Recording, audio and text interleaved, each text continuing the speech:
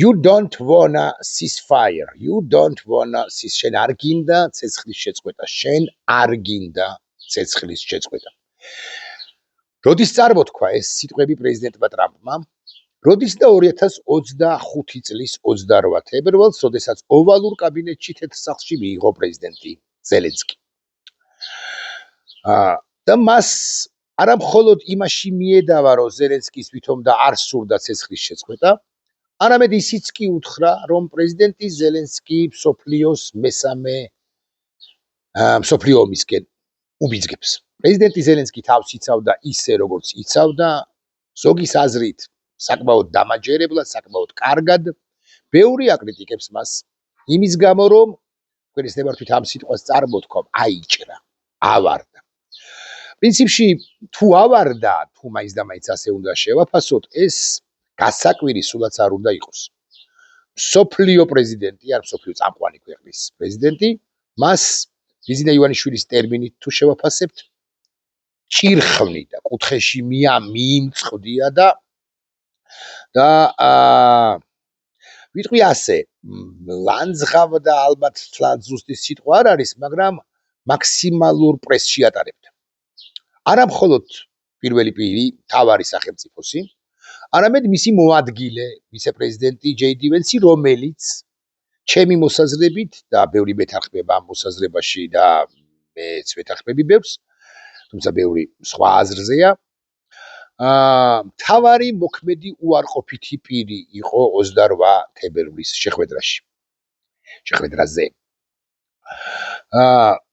უკვე მერე და მერე გაჩნდა ვერსიები იმის თაობაზე, რომ ეს ყველაფერი იყო დაგეგმილი სპეცოპერაცია, ან პროვოკაცია, თუ გნებავთ ასე ვიტყვი, სპეცოპერაცია, პროვოკაცია პრეზიდენტ ზელენსკის წინააღმდეგ და გათვლილი იყო იმაზე, რომ პრეზიდენტ ზელენსკის მეტი და მეტი შეცდომა დაეშვა. ამ სპეცოპერაციაში, ამ ვერსიის თანახმად, მონაწილეობდა ერთი ჟურნალისტიც, რომელმაც პრეზიდენტ ზელენსკის ყურადღება ჩაცმულობაზე გაუმახვილა, რა უფლებით მოხვედი შენ ოვალურ კაბინეტში ასე შემოსილი. ასე უთხრა, ასე ჰკითხა დაახლოებით ჟურნალისტმა, იცინეს იქ სხვებმა, მათ შორის ამ ჟურნალისტის კოლეგებმაც. პრეზიდენტმა ზელენსკიმ უპასუხა ის, რაც უპასუხა, ისე როგორც უპასუხა. ამას არ აქვს ახლა პრინციპული მნიშვნელობა. სულ სხვა თემაზე მინდა საუბარი. უფრო ზუსტი რომ იყო უკრაინის თემაზე ვსაუბრობ, ცხადია, მაგრამ იმ პირველი შეხვედრის არ გახსენება პრაქტიკულად წარმოუდგენელია. ვინ არ ინერვიულა უკრაინის კომაგებს გულისხმობ, ცხადია, იმ დღეს ოვალურ კაბინეტში მყოფებმა ხომ ინერვიულეს, ტიროდა პრაქტიკულად უკრაინის ყოფილი ელჩი შეერთებულ შტატებში. ესე ჰქონდა ხელები აფარებული სახეზე ქალბატონ ელჩს. და სხვებიც რასაკვირველია, ასე ვიტყვი, მუშტებს იჭაბდნენ, არ ვიცი მიაქციეთ თუ არა ყურადღება მაშინან უკვე შემდგომ პრეზიდენტმა ტრამპმა პრეზიდენტ ზელენსკის, რომელიც არ ჩერდებოდა და თავს იცავდა, ძალიან მსუბუქად რასაკვირველია, მაგრამ რომ გაეჩერებინა პრეზიდენტი ზელენსკი, პრეზიდენტმა ტრამპმა ესე მხარზე მიარტყა ხელი, უჯიკა მეთქი შემიძლია თქვა ასე. უსაშინლესად დაიწყო ურთიერთობები პრეზიდენტ ტრამპსა და პრეზიდენტ ზელენსკის შორის. სამყარო ჩამოიქცა ბევრის აზრით და ბევრს გადაეწურა იმედი, რომ შეერთებული შტატები უკრაინას დაუჭერდა მხარს. ის პრეზიდენტი ტრამპი, რომელიც მსოფლიოს პირდებოდა, რომ ამ ომს დაასრულებდა ოვალურ კაბინეტში დაბრუნებიდან 3-4 დღეში, თუნდაც 1 თვეში, პრეზიდენტი ტრამპი ხვდებოდა უკვე იმხანად, რომ ომის დასრულება პრაქტიკულად წარმოუდგენელი იყო. You don't wanna ceasefire. You don't wanna ceasefire. შენ არ გინდა ცეცხლის შეწყვეტა, შენ მსოფლიოს მესამე მსოფლიო ომისკენ უბიძგებ. არ მინდა შემეშალოს და უკვე შემდგომი შეხვედრა ორ პრეზიდენტს შორის გაიმართა, ნამდვილად მახსოვს რომ 26 აპრილს, მაგრამ მანამდე გაიმართა თუ არა, ანუ თებერვლის 28-დან 26 აპრილამდე ამაზე ვფიქრდები და ნამდვილად არ გამართულა. მოკლედ, შემდგომი შეხვედრა პრეზიდენტებს შორის გაიმართა 2025 წლის 26 აპრილს. საოცარი ამბავია ეს. 20 აპრილს იყო მართლმადიდებლური წესით აღდგომა და დაემთხვა მართლმადიდებლური წესით აღდგომა კათოლიკურ აღდგომასაც, როგორც წესი არ ემთხვევა. საერთოდ მოძრავი თარიღია იცით თქვენ. მოძრავია თარიღი. ანუ ხან როდის არის აღდგომა და ხან როდის, მათ შორის მართლმადიდებლურ სამყაროში და კათოლიკურშიც. და აი იმ წელს 25-ში ხო ისაოცრებავდა სწორედაც რომ 20 აპრილს იყო, 20 აპრილს კვირა დღეს იყო აღდგომა. თითქოს აღდგომის დღესასწაულის ჩამთავრებას აცადაო, ხო? ან შეიცადაო, თუ გდებავთ ასე ვიტყვი. და მეორე დღეს გარდაიცვალა რომის პაპი ფრანცისკე და სწორედაც რომ 26 აპრილს იყო დაკრძალვა. რომის პაპი თავის მხრივ წმინდა პეტრეს მოედანზე დაკრძალვა ჩატარდა, იცით თქვენს გასვენება ჩატარდა წმინდა პეტრეს მოედნიდან. შემდეგ კი პაპი დაკრძალეს სანტა მარია მაჟორეს ბაზილიკაში და აი პეტრინს ნამყოფია მათთვის კიდე უფრო თვალსაჩინოა, რასაც ყვები, ანუ რა სივრცეზე ყვები. გიამბობთ პრეზიდენტი ტრამპი და პრეზიდენტი ზელენსკი სწორედ პეტრეს ტაძარში შეხვდნენ ერთმანეთს. საოცარი კადრია, მე თუ მკითხავთ. საოცარი კადრია მათ შორის მესამე ფიგურანტის გამო. იქ პრეზიდენტ ტრამპს და პრეზიდენტ ზელენსკის ერთმანეთს შეახვედრებს საფრანგეთის ლიდერი, რომელიც იმხანადაც და ახლა ცდილობს ევროპის მთავარ პოლიტიკოსობას, ემანუელ მაკრონი. მაკრონი თითქოს ერთმანეთს წარუდგენს მანამდე 3 თვით ადრე, 2 თვენახევრით ადრე, ხო, 3 თვით ადრე ესე გამოდის, ესე იგი, უკაცრავად ესე იგი 28 მარტი, 2 თვით ადრე ერთმანეთთან სამკვდროდ ბჭყალებში გადაკიდებულ პრეზიდენტებს და მერე ასე არ არის პირდაპირ მნიშვნელობით, მაგრამ უკან იხევს და გაეცლება იქ საგანგებოდ მოიტანენ. ჩვენ არა გვაქვს სახლში ამგვარი სავარძელი თუ სკამი, გაჩვენებდი, თავდგებოდი, არ დავიზარებდი, მოკლედ იქ საგანგებოდ მოიტანენ სკამებს და წელში მოხრილი პრეზიდენტი ტრამპი და წელში გამართული პრეზიდენტი ზელენსკი ერთმანეთს კიდევ ერთხელ მეორედ შეხვდებიან და მაშინაც თუ გულახდილები ვიქნებით, ჩვენ ვინც ლამის პირდაპირ ეთერში ვადევნებდით ამ შეხვედრას თვალყურს, ძალიან ღელავდით. იმიტომ რომ გვეგონა, ახლა პირდაპირ მნიშვნელობით წმინდა პეტრეს ტაძარში ალბათ პრეზიდენტი ტრამპი არ მიამწყდებდა კუთხეში მიკელანჯელოს პიეტასთან პრეზიდენტ ზელენსკის, მაგრამ ძალიან ღელავდით რომ ის შეხვედრაც გვეგონა რომ ის შეხვედრაც წარუმატებელი და ცუდი იქნებოდა. პრეზიდენტი ზელენსკი ამ 2 დღის წინ ამბობს, გარდატეხა შეერთებულ შტატებსა და უკრაინას შორის ამ ორ სახელმწიფოს შორის ურთიერთობაში სწორედაც რომ 26 აპრილს მოხდაო. თითქოს ბედისწერა ან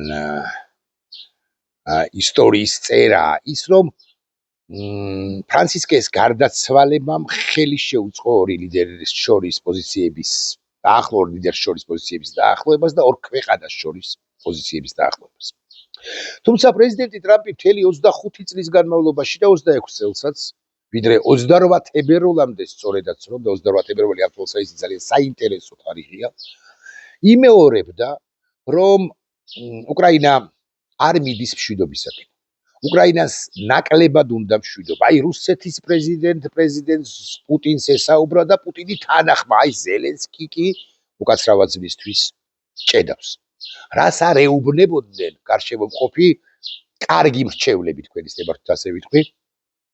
ანუ არა ვიტკოფი, ის ცუდი მრჩეველი მგონია მე, არა ჯეიდი ვენსი, ის ცუდზე უარესი მგონია, თუმცა ასაკურველია პატივი უნდა ვცეთ მას როგორც ამერიკის შეერთებული შტატების ვიცე-პრეზიდენტს. სხვები და სხვები, ანუ რუბიო და სხვები რას არ ეუბნებოდნენ, მაგრამ პრეზიდენტი ტრამპი კარგ განცხადებას გააკეთებდა ხოლმე და უხეშად ერთ კვირაში შეცვლიდა რიტორიკას და შინაარს ამ განცხადებისა. აი ერთი კვირის წინ თუ ადანაშაულებდა პრეზიდენტ პუტინს და რუსეთს, ერთი კვირის თავზე ადანაშაულებდა სწორედაც რომ პრეზიდენტ ზელენსკის და უკრაინას. ამასობაში ცხადია ბევრი რამ მოხდა, მათ შორის რამდენიმე შეხვედრა ვაშინგტონში, ბევრი საინტერესო მოლაპარაკებაც გაიმართა. შეხვედრა პრეზიდენტ პუტინსა და პრეზიდენტ ტრამპს შორის ალასკაზე ანკორიჯში. იქ თუ გახსოვთ, მეტისმენად ვიწრო ხალიჩა დაუგეს პრეზიდენტ პუტინს და სხვათა შორის, აი 28 თებერვალს 2025 წლისა, როგორც არ გაიმართა საგამოს ვახშამი ლიდერებს შორის, თეთრსახლში ტრამპსა და ზელენსკის შორის, სუსტად ისე არ გაიმართა შეხვედრა, კი არა, საზეიმო ვახშამი პრეზიდენტ პუტინსა და პრეზიდენტ ტრამპს შორის. პრეზიდენტი პუტინი ეგრა მაგის პასუხია, ლამის მრავალტომეულით იყო ჩასული ალასკაზე, ანკორიჯში და პრეზიდენტ ტრამპს პირდაპირ თვილი მიმნიშნულობით უკითხავდა ლექციას იმის თაობაზე, რატომ არის უკრაინა ძირძველი რუსეთის ნაწილი და რუსეთის შემადგენლობაში რატომ უნდა იყოს არა დონბასი, ნოვოროსია, დონბასი, ზაპოროჟიე, ხერსონის ოლქი და ყირიმი, არამედ მთლიანად უკრაინა. აი ესეთ ერთი მიმომხილველი წერდა, რომ თავი ხელებში ჰქონდა ჩადებული ჩარგული პრეზიდენტ ტრამპს და კარგა ხანი უსმენდა ამ ბოდვას. უკვე შემდგომ ანკორიჯის შეხვედრის შემდგომ თუ გახსოვთ, პრაქტიკულად დახვდნენ ევროპელი ლიდერები პრეზიდენტ ტრამპს ვაშინგტონში. ვახშამი რომ არ გაიმართა, ეს კი გითხარით, პრეზიდენტმა ტრამპმა გააკეთა განცხადება თვითმფრინავთან და თვითმფრინავში, რომ ყველაფერი კარგად არის, ანუ მოლაპარაკებები შედგა, წარმატებული იყო, თუმცა მოლაპარაკებები რომ არ შედგა და წარმატებული რომ არ იყო, ამის დასტური კიდევ ერთხელ ვიმეორებ, არის ისიც, რომ ეს საზეიმო თუ დამამთავრე დასრულებელი ვახშამი პრეზიდენტებს შორის არ გაიმართა. რატომ გიამბობთ ამას? ანკორიჯის შეხვედრაც არ არის ჩემი მთავარი სასაუბრო და არც პირველი შეხვედრა თებერვლის მიწურულს, არც მეორე შეხვედრა 26 აპრილს, უბრალოდ ეს ერთგვარი ბექგრაუნდია. უკვე შემდგომ პერიოდში, განსაკუთრებით მიმდინარე წლის 28 თებერვლიდან, რატოა ეს მნიშვნელოვანი თარიღი? ერთი წლით ადრე გაიმართა შეხვედრა თეთრსახლში და ერთი წლის შემდეგ მოხდა ლიკვიდაცია ირანის სულიერი ლიდერისა ალი ხამენეისა 28 თებერვალს, იცით თქვენ. უკვე შემდგომ პრეზიდენტი ტრამპი სულ უფრო წმუნდება იმაში, ყოველდღიურად წმუნდება იმაში, რომ გზა უკრაინის მხარდაჭერისა უფრო სწორი გზაა, ვიდრე მხოლოდ ფასილიტატორის, ან მხოლოდ მომრიგებელი სახელმწიფოს ლიდერის როლის შესრულების გზა.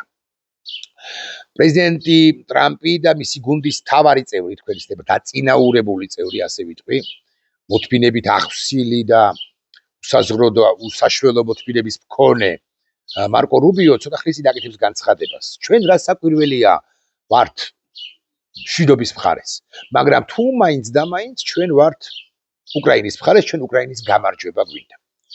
ამასთან დაკავშირებით განცხადებას აკეთებს არა მხოლოდ რუბიო, არამედ პრაქტიკულად მთელი სამხედრო გენერალიტეტი, სამხედრო ლიდერები, გენერალი ლიდერები ამერიკის შეერთებული შტატებისა.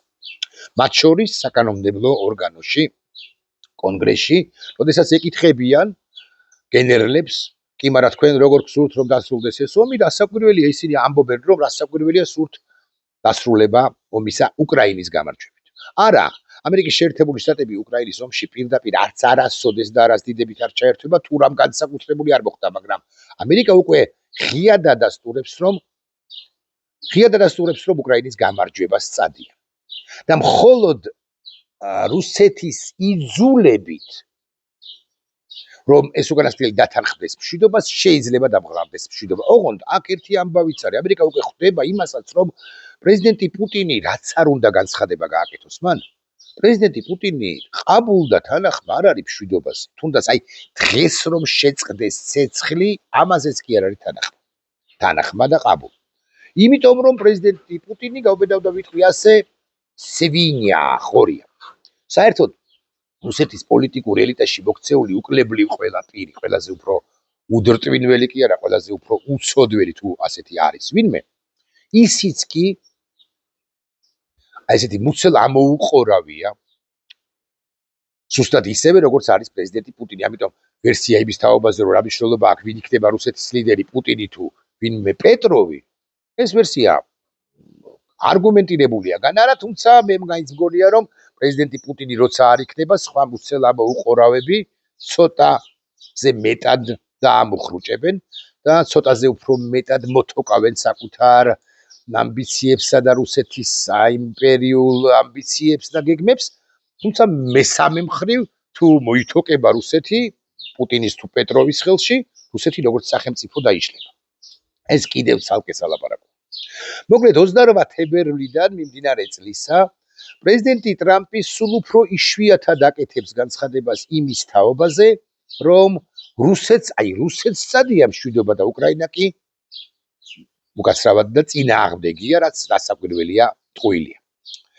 განსაკუთრებით პრეზიდენტი ტრამპი დარწმუნდა იმაში, რომ უკრაინას გარკვეულწილადზე მეტად, ყოველთვის უჭერდა მხარს, მაგრამ გარკვეულწილადზე მეტად, მათ შორის განცხადებების დონეზე, რიტორიკის დონეზე უნდა დაუჭიროს მხარი, მას შემდეგ, რაც უკრაინა აღმოჩნდა, რომ და რა მნიშვნელობა აქვს მიზეზებს და საფუძვლებს, აღმოჩნდა, რომ უკრაინა არა მარტო თავს იცავს იმ ოკუპირებულ ტერიტორიებზე და ხანდახანზე ხშირად და სულ უფრო ხშირად იქით უტევს რუსეთის ჯოჯოხეთურ არმიას ოკუპანტებს და ბოლო პერიოდში 20-25 კილომეტრითაც კი წაიწიეს უკრაინელებმა წინ კონკრეტულად დონბასის მიმართულებით. არამედ რუსეთს იქით, რუსეთის ტერიტორიაზეც კი აწუხებს.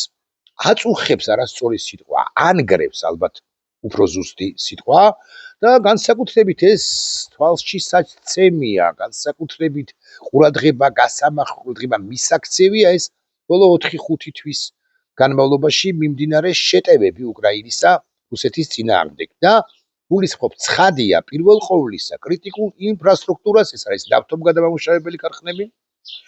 ამ კრიტიკულ ინფრასტრუქტურის დაზიანებას უკიდურესად შორს უკრაინის სახელმწიფო მოშორებით უკრაინის სახელმწიფო საზღვრიდან და იცით თქვენ რომ უკრაინა უკვე არა მხოლოდ მოსკოვში, რომელიც მოდი ასე ვიტყვი, შედარებით ახლოა, არა მხოლოდ პეტერბურგში, რომელიც შედარებით ახლოზე ოდნავ შორს არის, არამედ საერთოდაც ურალს იქით 1300, 1400, 1600, 1700 კილომეტრიც კი არ არის დაუძლეველი მანძილი უკრაინელის შეერაღებული ძალებისათვის და კონკრეტულად ამ საოცარი შიტებისათვის, ანუ დრონებისათვის უკრაინელების სახელმწიფო საზღვრიდან მეთქი ასე ვიტყვი, ააფრენენ ამ დრონებს, მართავენ ამ დრონებს, ხანდახან მართვა არც სჭირდებათ, იმიტომ რომ ხელოვნური ინტელექტი მართავს, ამ თვალსაზრისით გენიალური იყო მიღწევები აწუხე ყოფილი მინისტრისა ფედოროვისა და არა მხოლოდ მისი გუნდისა და სხვებისაც და მიფრინდებიან ეს საოცარი შიტები რუსეთის სიღრმეში და ბრახ აფეთქებენ უკრაინისთვის ძალიან მნიშვნელოვან უკრაინის საზიანო კრიტიკულ ინფრასტრუქტურას უკრაინის წინააღმდეგასაც იყენებს რუსეთი ნავთობგადამამუშავებელ ქარხნებს. არაფერ შუაში არ არის ახლა ამ თემასთან. ყულევის ნავთობგადამამუშავებელი ქარხანა საქართველოში არ დასანქცირებულა. ყულევის ნავთობგადამამუშავებელ ქარხანას ევროკავშირმა განუსაზღვრა 6 თვიანი ვადა, თუ 6 თვის განმავლობაში ის საქციელს არ გამოისწორებს, მისი ხელმძღვანელობა, ამ შემთხვევაში ისიც რუსეთის არაფერს არ მიმყავს, მაგრამ ისიც რუსეთისთვის მნიშვნელოვან კრიტიკულ ინფრასტრუქტურად ჩაითვლება ასე რომ და მრავალ წერტილი. დავუბრუნდეთ თემას. არა მხოლოდ ნავთობგადამამუშავებლებზე გადავიდა უკრაინა, ის გადავიდა მათ შორის მოდი ასე ვიტყვი, სამოქალაქო ინფრასტრუქტურაზე მსხვერპლის გარეშე. და იგულისხმება პირველ ყოვლისა ეს საოცარი რუსული ამაზონი, Wildberries. მისი რამდენადაც მოვითვალე, უკვე 4 თუ 5 უზარმაზარი საწყობი და აქ არ გეგონოს რომ პატარა საწყობზე ვლაპარაკობ, უხეშად ვილაპარაკობ თბილისის მასშტაბით თუ წარმოვიდგინოთ ვაკე-საბურთალოს გზის სიგრძისა. არა, ბევრად დიდ საწყობებზე ვლაპარაკობ, საწყობებზე და სივრცეებზე აფეთქებულია და ცაშია აწეული და განადგურებული და განაცარტუტებული. სულ მინიმუმ უკრაინამ უმუშევრად დატოვა და აატირა სულ მინიმუმ 30-35,000 თანამშრომელი ამ Wildberries-ის საწყობებისა და სივრცეებისა სხვადასხვა ქალაქში. ამავდროულად უკრაინის ლიდერი, საოცარი რეჟისორი ამ პროცესისა და მე მგონია რომ ის უკვე მთავარ რეჟისორია ამ პროცესებისა, და ის კარნახობს პრაქტიკულად ყველას ომის დინამიკას, აკეთებს საოცარ განცხადებებს. მაგალითად, პირველი განცხადება იყო ერთ-ერთი პირველი ცხადია. ბოლო პერიოდის ერთ-ერთი პირველი, რომ ჩვენ 40 დღეში რუსეთს ვაიძულებთ, რომ უკან დაიხიოს და იძულებით მშვიდობაზე წამოვიყვანთ. როგორ წამოვა ეს რუსეთი იძულებით მშვიდობაზეო, ბევრი თქვენგან იტყვის, მით უფრო რომ ამ 12 დღის წინ დაახლოებით და შეიძლება უკვე შემდგომაც პრეზიდენტმა პუტინმა გაიმეორა ის, რაც ჩახვეული აქვს ბოლო 5 წელიწადია პრაქტიკულად, რომ ესე იგი 5 რეგიონის და მინიმუმ 2 რეგიონის ყიები აღარ ცითვლება მის სათვალავში, თუმცა ყიებში ძალიან უჭირს რუსეთს. სრული დაკავების გარეშე რუსეთი არანაირ ომს არ დაასრულებს. ეს ხოშვით ძალიან კარგია, რომ ამგვარ განცხადებებს აკეთებს პრეზიდენტი პუტინი. კიდევ ერთხელ რწმუნდება უკრაინისკენ აბსოლუტურად მიტრიალებული პრეზიდენტი ტრამპი, რომ მშვიდობა შეიძლება კიდევ სურს უკრაინას და მის საოცარ ლიდერ რეჟისორს ამ პროცესისა პრეზიდენტ ზელენსკის, აი რუსეთი კი წინააღმდეგია ამ მშვიდობისა. დღესვე შემწყვიტოთ ცეცხლი სთავაზობს პრეზიდენტი ზელენსკი პრეზიდენტ პუტინს მიზესთა და მიზესთა გამო. სხვა საქმეა, თავად ზელენსკის უნდა თუ არა ასე შეტევაზე გადასულ უკრაინას უნდა თუ არა, მეგებრებით რას ამბობს. სხვა საქმეა, უნდა თუ არა რეალურად, მაგრამ ამბობს კი ამას.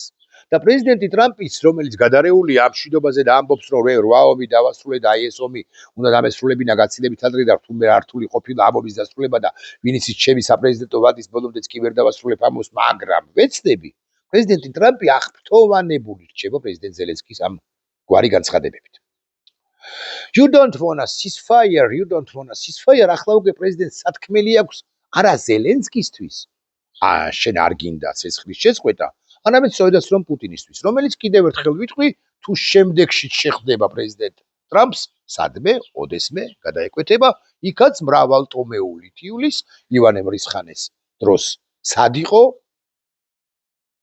კიევი, უკრაინა, ვისთან იყო, აი ის რას ადასტურებს ისტორიული ის ფაქტი, ან ეს რას ადასტურებს ეკატერინე, რას ამბობდა, თუ რას ქმედებდა, პეტრე პირველი რას ამბობდა, თუ რას ქმედებდა, თუ სხვა და სხვა გასუდარები, წინაპრები პრეზიდენტი პუტინის, ანუ იმპერიალისტები. დიახ, რუსეთს არ უნდა ომის დასრულება არ და არას დიდებით, აკი ამიტომაც პრეზიდენტმა პუტინმა მიიღო გადაწყვეტილება იმის თაობაზე, რომ ხო კატასტროფულ მდგომარეობაშია. მიიღო გადაწყვეტილება იმის თაობაზე, რომ ყველას ღობე-ყორეს ედებათ, ახლა უკვე ჩრდილოეთ კორეას მიმართა უკვე მერამდენად. და ჩრდილოეთ კორეისაგან წამოიღო, ამას ამბობს პრეზიდენტის გენადი, ესე იგი უყასრავად, ამას ამბობს ერთ-ერთი პირი კვალიფიციური, რომ წამოიღო ჩრდილოეთ კორეისაგან რუსეთმა ბალისტიკური რაკეტები. მიიღო დაახლოებით 2 ათეული ჩრდილოკორეული ბალისტიკური რაკეტა, მათ შორის KN-23 და KN-24 მოდელები, რომლებიც უკვე ჩაიტანეს როსტოვისა და ვორონეჟის ოლქებში, ოღონდ ბრახ და ეს ბალისტიკური რაკეტებიც. ან ვორონეჟისა და როსტოვის ოლქები შეიძლება უცებ უკრაინულმა დრონებმა ააფეთქონ ხვალზე და არ გაიკვირვოთ, ანუ გადავიდნენ სამხედრო ობიექტების დაბომბვაზე კიდევ ერთხელ. მოკლედ 400 კილომეტრიდან იწყება რადიუსი ამ რაკეტებისა და კიევამდე მიღწევას კი შეუძლია, ისინი აღჭურვილია 500-დან 1000 კილოგრამამდე წონის სტანდარტული კობინებით. You don't wanna ceasefire. შენ არ გინდა ცეცხლის შეწყვეტა. ამას უკვე თამამადაც ეტყვის პრეზიდენტი ტრამპი, თუ დაუკავშირდება პრეზიდენტ პუტინს, რა ჩრდილოეთ კორეა, რა ჩინეთი და რა ომის გაგრძელება. ხომ არ გაგიბერია, ხომ არ გაუბერე შენ. ეს ხო მნიშვნელოვანია, მაგრამ ასევე მნიშვნელოვანია, რომ პარალელურად ეს რეჟისორი კაცი პრეზიდენტი ზელენსკი ამბობს, რომ მომავალ წელს უკრაინულ დრონებს შეიძლებათ სამიზნეს 5000-დან 10000 კილომეტრის მანძილზე დაარტყან ამ მანძილზე, ანუ 10000 კილომეტრამდეც კი. წარმოუდგენელი სიშორია, მანძილია. უკრაინის ლიდერი ამბობს, რომ მას უნდა მშვიდობა, მაგრამ ამავდროულად უკრაინა მუშაობს ამგვარ უპილოტო საშუალებებზე, დრონებზე და შექმნის გაწმენდით. და თუ 5000 კილომეტრი და მით უფრო 10000 კილომეტრიანი მანძილზე მფრენი დრონების შექმნა უკრაინამ, მე ვერ გეტყვით, რომელი კონკრეტული ქალაქი, სოფელი ან ობიექტი იქნება დაცული რუსეთის ფედერაციაზე. ამავდროულად პრეზიდენტი ზელენსკი, როგორც რეჟისორი, კიდევ ერთხელ ამბობს, პრეზიდენტმა ტრამპმა გააცნობიერა, ვინ არის სინამდვილეში დაინტერესებული იმით, რომ ომი არ დასრულდეს. უფრო მეტიც მან გააცნობიერა, რომ ჩვენ გვინდა პუტინის შეჭრება და მშვიდობა ნამდვილად გსურს. ადრე კი ისმოდა მოსაზრებები, თქოს უკრაინას არ სურდა ომის შეჭრება, you don't wanna ceasefire, თუმცა უპირველესად ჩვენ ადამიანები სიცოცხლეზე ვართ ორიენტირებულნი. თუ ხვალ შევძლებთ ომის შეჭრებას და ცეცხლის შეწყვეტის მიღწევას, ეს გაცილებით უკეთესი იქნება, ვიდრე 10-20 წლის განმავლობაში ბრძოლა გამარჯვებისთვის, რატო საზღვრავს ასე 10-20 წელზე რატო ლაპარაკობს პრეზიდენტი ზელენსკი? მე მგონი რომ 20 წელი მაინც გადაჭარბებულია, 10-იც ალბათ გადაჭარბებულია, სად მიაღწევს ამ დინამიკით რუსეთი, სად გააღწევს თუ სად გადარჩება და როგორ გადარჩება 10 წლის განმავლობაში, 10 წლის თავზე, მაგრამ აქ ესე უტრირებულად ნათქვამია, ვიტყვი ასე თქვენის ნებართვით, ანუ დიდხანს ბრძოლა მოგვიწევსო და ამ დიდხანს ბრძოლის განმავლობაში მანძილზე ბუნებრივია რომ ბევრი ჯარისკაცი დაიღუპება მათ შორის უკრაინასაც და ბოლო პასაჟები ჩემი ვიდეოგნობის. რუსეთის ეკონომიკური კოლაფსი გარდაუვალია. რაც მას ომში დამარცხებითა და ყველა ოკუპირებული ტერიტორიის დაკავებით ემუქრება, ანუ ეს იქნება შედეგი. ამას ამბობს არა ირაკლი ტაბრიაშვილი, არა რომელიმე ქართველი პროუკრაინელი ექსპერტი, პოლიტიკოსი, მცოდნე თუ ნაკლებად მცოდნე ადამიანი. არამედ ამას ამბობს ზე პატრიოტი პროპაგანდისტი მაქსიმ კალაშნიკოვი, ანუ რუსების იმპერიის. მამის შესახებ მან საკუთარ ვიდეო ბლოგში ისაუბრა. კალაშნიკოვმა დაინახა ნიშნები იმისა, რომ უკრაინის ინიციატივით ომი ახალ დონეზე გადავიდა და მართლაც ახალ დონეზე გადავიდა. თუ 1 წლის წინ, ნახევრის წინ უკრაინა ევედრებოდა დასავლეთს ტანკი მომეციო, ხსმენიათ ბოლო პერიოდში ტანკის თაობაზე მოთხოვნა? არა, ახლა მართლა დრონების ეპოქაა დღეს და ზედრონების ეპოქა იქნება ხვალ. ტანკი, ბრონირებული მანქანა, ტყვიამფრქვევი, თუნდაც ბალისტიკური რაკეტა დღესაც მნიშვნელოვანია. უკრაინა თავისას ქმნის. მაგრამ ხვალ ბალისტიკური რაკეტაც კი დღის წესრიგიდან ამოვარდება. ეს კალაშნიკოვი ამბობს შემდეგს. კიევი ომის ახალ დონეზე გადავიდა. ძალიან მარტივად ჩამოვაყალიბებ თუ რა არის ეს და რატომ არის ჩვენთვის, ანუ მათთვის, რუსებისთვის საშიში. თქვენ რუსეთი საუბრობთ რეალობაზე ადგილზე, იბრძვით კონსტანტინოვკისათვის, სლავიანსკისათვის და კრამატორსკისთვის, ხო აი ეს იდიოტური სახელმწიფო, რომელიც ვეება და რომელიც უმდიდრესი შეიძლებოდა ყოფილიყო თავისი ბუნებრივი რესურსების არსებობის და მარაგების გათვალისწინებით, იბრძვის მალაია ტოკმაჩკისათვის, რომელიც ვერადა ვერაუღია 4 წელიწად-ნახევარი. თქვენ თავი მიაჯაჭვეთ მიწას, მე კი კიევმა ომი თქვენი ტერიტორიის სიღრმეში გადავიტანე. ამას მე არ ვამბობ, კალაშნიკოვი ამბობს, საკითხარით. ხელში ჩავიგდე ინიციატივა დრონებისა და უკვე რაკეტების გამოყენების ქვაშიც. მე გაგინადგურებთ ეკონომიკას, წყობრიდან გამოვიყვან ნავთობგადამამუშავებელ ქარხნებს და არა მხოლოდ და მივაღწევ საწვავის კრიზისს და საწვავის კრიზისი რუსეთში არის. საწვავის კრიზისი კი მარტო უტანკობა არ არის. შემიძლია ეს სიტყვა უტანკობა ცოტა უფრო სხვაგვარადაც ისი ერთგვარი რითმა მოვიზიო და მოვიფიქრო და უკვე მოფიქრებული სამაკ უტანკობა კი არა უტრაკობა უკაცრავად გასაკვირველია. ანუ არის უუნარობა გაუმკლავდა ნებისმიერ მათ შორის სოციალურ პრობლემებს, სოციალურ გამოწვევებს. საწვავის კრიზისი უტანკობა კი არ არის მხოლოდ და ოდენ საწვავის კრიზისი არის უპურობა, საწვავის კრიზისი არის უშუქობა, საწვავის კრიზისი არის უწყლობა, საწვავის კრიზისი არის პირველადი მოხმარების პროდუქტობა და ასე შემდეგ. და ეს ბუხ და ანგრევს, ჩამოანგრევს რუსეთს როგორც ასეც. ძალიან საშიში დარტყმაა ის, რომ რუსეთის ფედერაცია ახლა იძულებულია საწვავის იმპორტიორი გახდეს, ეს უზარმაზარი ქვეყანა. აქვე გეტყვით, საწვავის კრიზისის ერთობლიობამ, რომელიც საზოგადოების რყევას იწვევს და ბიუჯეტის დეფიციტმა უნდა ჩამოშალოს ეკონომიკა და ბიუჯეტის დეფიციტი რუსეთს აქვს.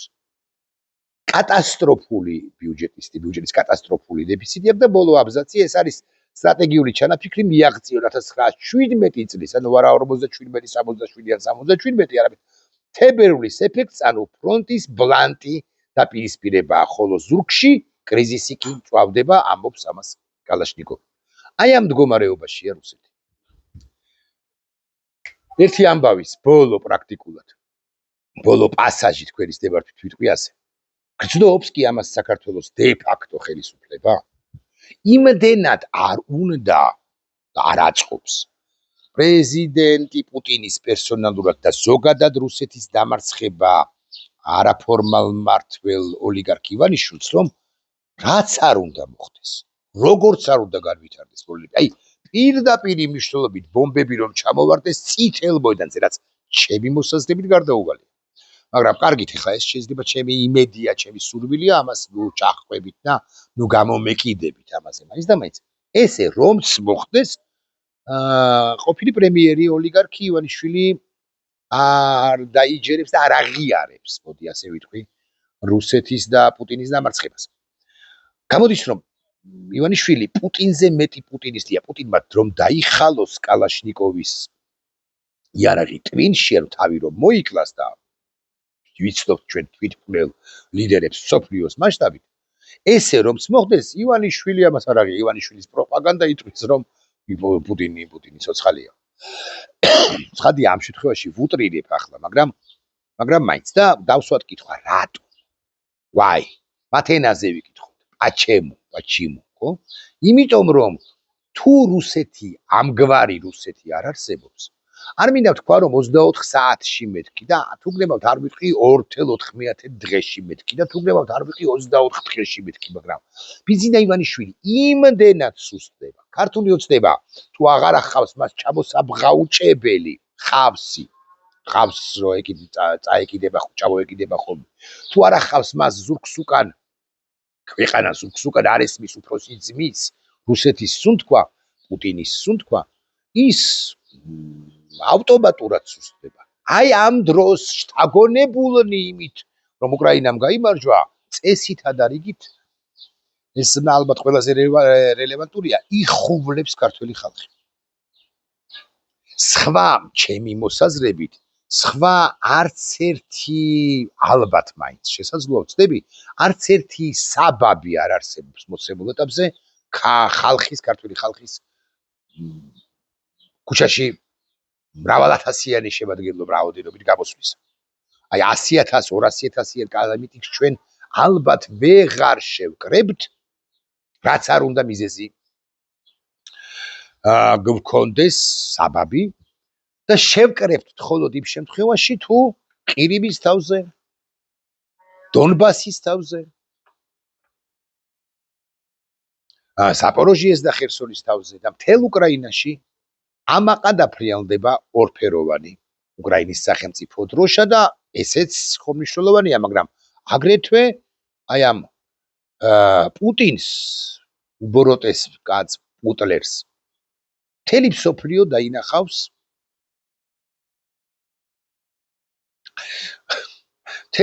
დაინახავს გადანადგურებულს, ან მოდი ცოტა უფრო ხატორულად თქვათ, ჩამოკიდებულს.